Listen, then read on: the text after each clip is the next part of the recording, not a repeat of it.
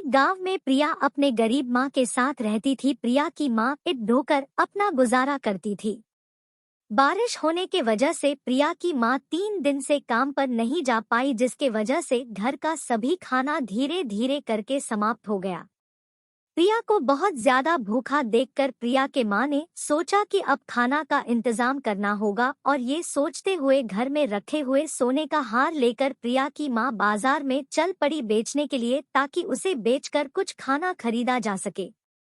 जब प्रिया की माँ सुनार के यहाँ अपना हार बेचकर वापस आ रही थी, तभी रास्ते में एक बुजुर्ग औरत मिली जो फटी पुरानी साड़ी पहन रखी थी और प्रिया की माँ से वो खाना मांगने लगी। प्रिया के माँ बोली कि उसके पास खाना नहीं है, ये कुछ पैसे हैं, वो रख लो। बदले में वो बुजुर्ग औरत ने प्रिया के माँ को एक पर्स दी और बोली कि बेटा इसे रखो, अब इसका मेरे पास कोई काम नहीं है। जब प्रिया के माँ उस पर्स को लेकर घर आई तो प्रिया बोली कि माँ आप खाना लेने गई थी, ये कैसा पर्स लेकर आ गई, और दोनों माँ बेटी उदास होकर सो गए।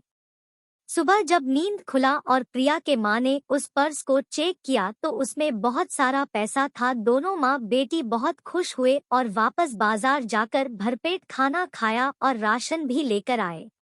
जब भी घर का राशन खत्म होता तब प्रिया की माँ उस पर्स को चेक करती और उसमें से बहुत सारे पैसे निकलते। ऐसे करके अब दोनों माँ बेटी बहुत सुखी से रहने लगी और माँ को समझ में आ गया कि वो साधारण पर्स नहीं बल्कि कोई जादुई पर्स है, और जो औरत मिली थी जिसका उन्होंने मदद किया था वो कोई साधारण महिला नहीं थी।